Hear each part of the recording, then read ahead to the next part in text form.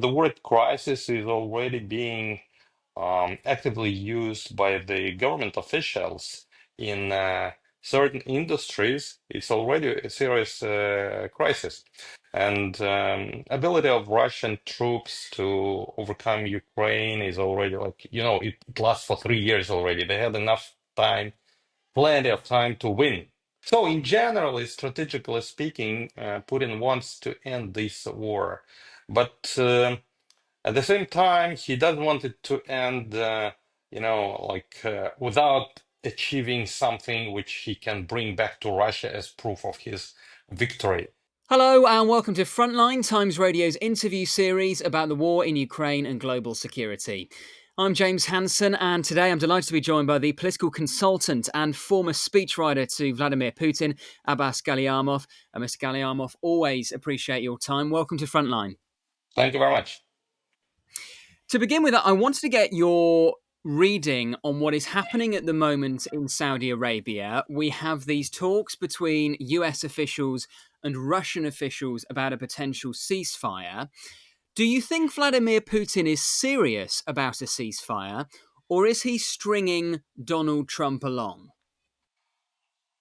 Strategically, Putin wants to end this war. Russian economy is facing serious troubles.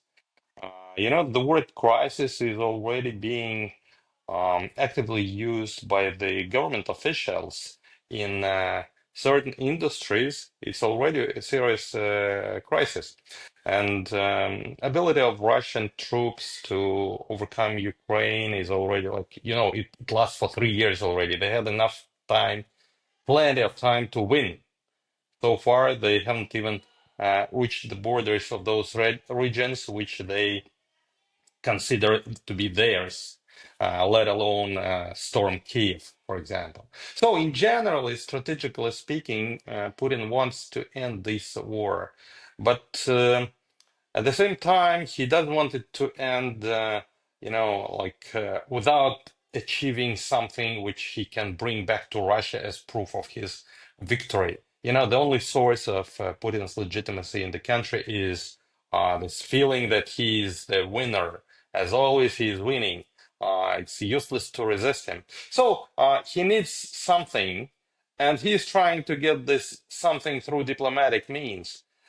He failed to achieve this militarily, so he's trying to get it through diplomatic means. And for this, he wants to produce impression that he is like winning and he wants to continue. This is a show. Yeah, you understand? He sees that Trump wants to end this war as soon as possible, and he is trying to play like, okay, Donald, I respect you, I'm ready to negotiate, but in general, I'm a kind of, I'm not in a hurry. I'm winning. This is his attitude. And his strategy is, it's about expanding the line of the issues he's discussing with Trump, going beyond just Ukraine. If they discuss this narrow issue of Ukraine, Putin doesn't have many arguments. But if he expands it, well, he can offer Trump some other issues, like if you paid attention, after their last phone conversation, White House issued press release, and there was stated that both presidents agreed that Iran should have no possibility to destroy Israel. So Russia sided with America with regard to the issue of Iranian nuclear program. And, Russia is an ally of Iran. Just a couple of months ago, they signed a strategic agreement with Iran. And all of a sudden, Russia sides with this great Satan, for Iran. America is great Satan, and Russia sides with them, with Americans. Why? It's because Putin wants Trump to be more lenient towards him, more pro-Russian, less pro-Ukraine, and in exchange, he can give him Iran or maybe Russian positions in Africa, or maybe Maduro in Venezuela, Russian relations with China, whatever. Like, for Putin, Ukraine is almost everything. Like everything else is of secondary importance. For Trump, it's not like this. For Trump, Middle East and Iran are no less important than Ukraine. So they're trying to organize a kind of exchange. You take here in the Middle East and give me back here in Ukraine. A lot of economic issues are also being discussed in Russia.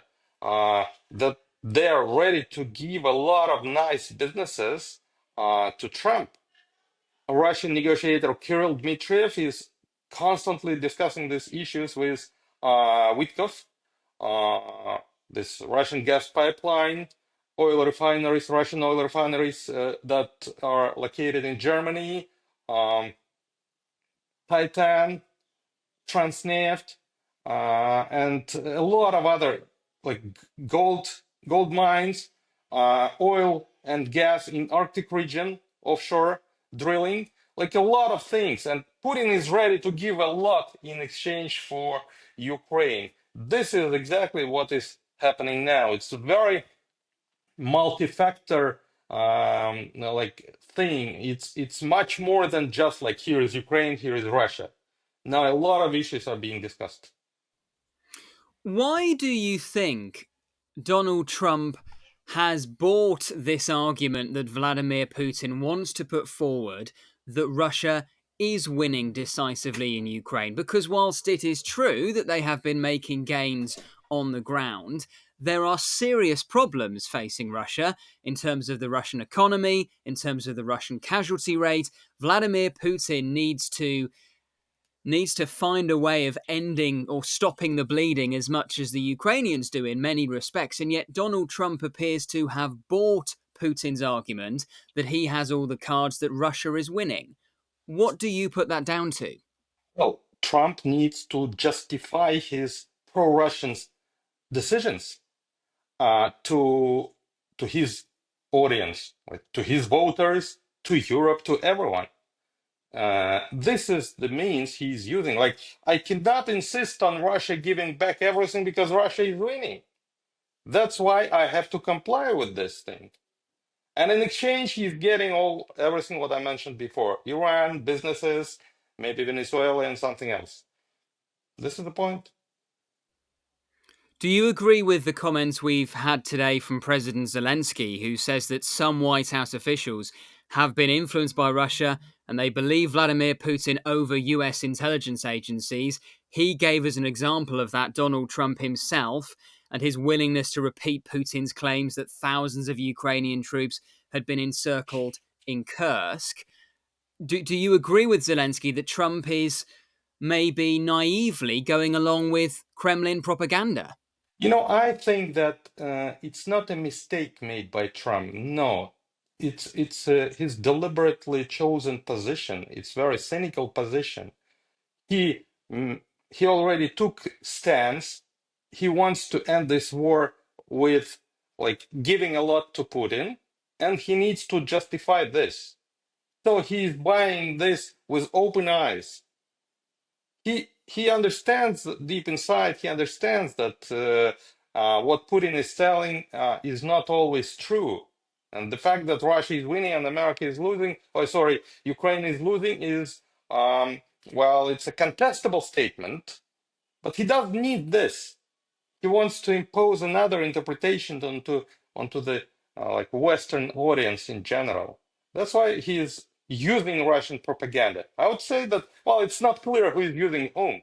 Putin is using Trump in order to achieve what he wants in Ukraine. Trump is using Putin to achieve what he wants in Iran, and he is using Russian propaganda to convince American or Western in general public that his pro-Russia stance is okay. Do you think Donald Trump underestimates how clever Vladimir Putin is and how much cleverer Vladimir Putin is than Donald Trump? I wouldn't look at the situation like uh, who is more clever. No, I think they feel themselves perfectly well. They're I think their appraisal of each other is quite adequate. So they are bargaining with open eyes. They understand what to expect from each other, and this expectation is more or less adequate. So it's not like they're deceiving each other. No, it's just a business deal. But there are those who say, for example, the phone call that happened between Trump and Putin last week, where they spoke about a potential ceasefire agreement. Putin rejected a ceasefire. Instead, he agreed to halt strikes on Ukrainian energy sites for the time being. There were those who said, actually, even though the White House came out and said this is a great step forward, Russia's made these concessions, in reality, agreeing to hold strikes on energy sites is as much in Russia's interest as it was in Ukraine's. Putin hadn't really given Donald Trump anything at all, and yet Trump was too naive to realize that. Do you take that argument? No, as I mentioned, you Putin gave Trump his position on Iranian nuclear, if not Iran in general, then Iranian nuclear program, which is of paramount importance to current Iranian leadership. Just look what is happening in Iran. Like they're losing everything domestically, in terms of foreign policy, Syria, Hezbollah, Hamas, everything is like going down. The only argument they have now is like their ability to quickly turn nuclear. And here Russia sides with America. Okay, maybe not completely yet. It's the first. We just know one line from press release, so we don't know a lot what is going on.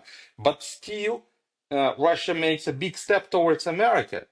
Russia insists that negotiations should be held.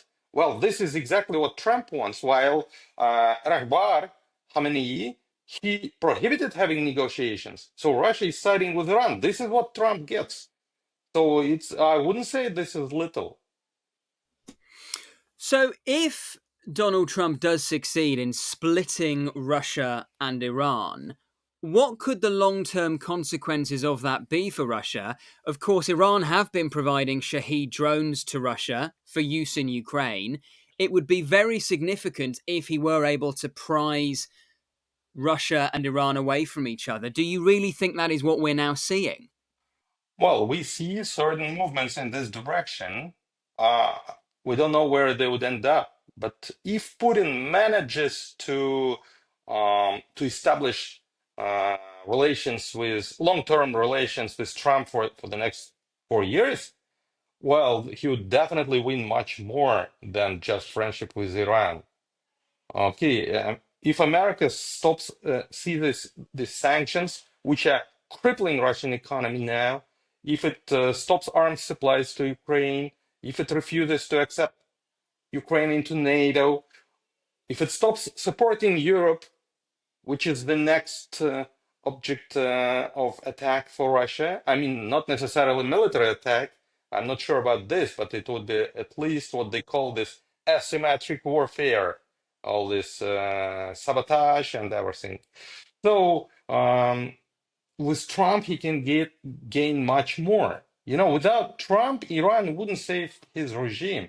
His regime is now heading in the direction of, like, what happened 100 years ago in Russia between 1914, when the First World War started and Russia got involved in it, and 1917, the revolution and the overthrow of the regime.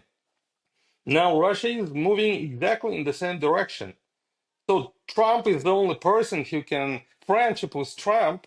Good relations with America is the only thing which can save Putin's regime now, strategically speaking. So it's nothing compared to Iran. Like, no, Iran is nothing compared to that. So you really feel that Vladimir Putin's regime is in real danger of falling in the next few years? Strategically, yes, I wouldn't say about the next few years, but maybe it's 2, 3 years, maybe five, maybe 10, but still, it's doomed strategically because it's moving in the direction of which leads to collapse uh, of economy and growing discontent among general public. So as soon as Putin's repressive apparatus becomes a little weaker, like Russian Tsars, they were ready to suppress revolutions in 1905, 1907, and several attempts before, but they failed in 1917. So strategically speaking, Putin, after he started the war, he made a big step in that direction, and he didn't know how to turn away from this road. So now with Trump, he has a chance of going off this road somewhere to another way. So he thinks Trump could protect him in the long term. Yes. And in terms of who he is worried about internally in Russia, I've heard some people suggest that one of the reasons that Putin doesn't want to agree to a ceasefire at the moment in Ukraine is because he's worried that some ultra nationalists will criticize that and will say, you haven't completed your war aims, you're selling out the Russian veterans who are returning from fighting in Ukraine. And he's worried about some of those ultra nationalists around his regime. Do you think that's a threat to him? Uh, it's some minor unpleasantness, I would say, but it's not a threat. All those ultranationalists, they are really weak. It's just their tradition. They are always near the authorities. They never go against the authorities. So Putin has enough of abilities to suppress them. And he did this when he killed Prigozhin or he put Strelkov Girkin to prison. So it's not so much about them.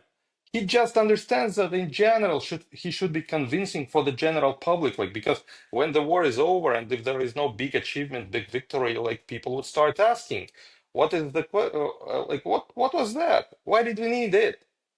What did we achieve? And there should be some clear and convincing answer.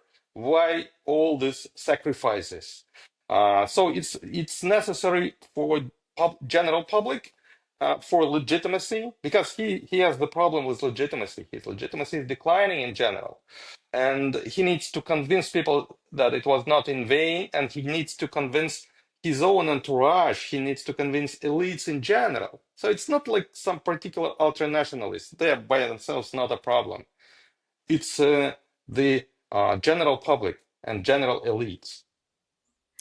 Is it almost in Vladimir Putin's interest at this point to keep the war going in order to preserve his own position, in the same way that some people argue that Benjamin Netanyahu wants to keep the war in Gaza going because it solidifies his political base? If you are Vladimir Putin, is it in your interest to keep the war going? Strategically, no, because the war is crippling his economy. For Israel, it's different. Israel economy is coping well. Uh, Russian Russian economy, no. And Russian public, they are not ready to withstand this war because Israeli public, they feel that they're on the defensive. For them, it's a just war. Russian public, they don't feel that they're on the defensive. They already feel that this is some like imperialist war, colonial war. Like this is like they approved of this war the first several months. In half a year after the burden of this war, after they started mass mobilization in September 22, it became obvious that this is like the burden is too heavy. And people started like asking themselves, why do we need this? That's why we have such huge repressions now. By the way, today I have a small jubilee, 2 years since Russian authorities put me on a wanted list. Thanks, Lord, I'm not in Russia, I'm in Israel. Sorry for the off top. So that's why they need this repressions be, for people to be afraid to ask these questions. So people is in a little different position than Netanyahu. He needs to end this war much more than Netanyahu needs to end his war.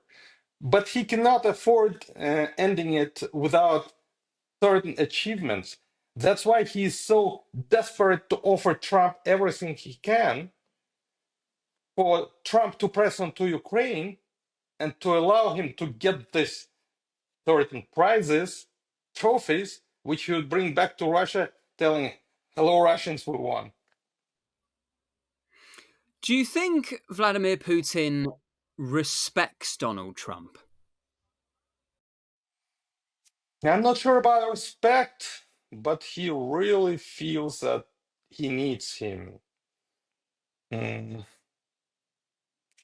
I, I think he's quite sincere when he's telling that he went to church to pray for Trump when there was this assassination attempt. This is what Witkoff told during his last interview. Um, he really like for him Trump's victory, it was like blessing in disguise, you know. It was uh, like as if God finally paid attention to my prayers. For 3 years, he ignored me, and now finally he gave me a chance. I cannot lose this chance. So he's pressing very hard, but at the same time, he's even harder being complimental, you know, positive and giving Iran away, and you shouldn't have any doubts he would give away a lot, everything Trump wants. Uh, he's ready to bargain with Trump, but he is not ready to fall out with him, to go to conflict with him. So if Trump starts pressing, Putin would yield. But we're not sure that Trump would start pressing because Putin has a lot of nice things which he can give to Trump outside of Ukraine. Again, this is bargaining process. This is a deal. One of the reasons I asked whether you think Putin respects Trump is because when they had their phone call last week, by all accounts, Vladimir Putin was late to that phone call. He was still on stage addressing business leaders in Moscow at the time the call was originally meant to start. And a lot of people said, well, this is classic Vladimir Putin. He likes to turn up late. He likes to show his power, even to the leader of the free world in Donald Trump. Would you interpret it in that way? I think he's just very poorly organized. You know, I worked for him for 3 years. I saw like dozens, probably even hundreds. I was present at hundreds meetings he held, and I don't remember a single time, really, hundreds of meetings, at least many, many dozen meetings within 3 years. Not a single time he was not late by something like 4 hours. 5, 6 hours being late is absolutely normal for him. All the ministers in his government, they know this. They are coming to the meeting. They all have their laptops and all the power banks for their mobile phones and Putin's protocol. They know this, and that's why they're organizing all the time that all the members of the delegations, they have their own rooms where they can be working, bringing in people, having meetings. So it's like presidential administration is moving after Putin.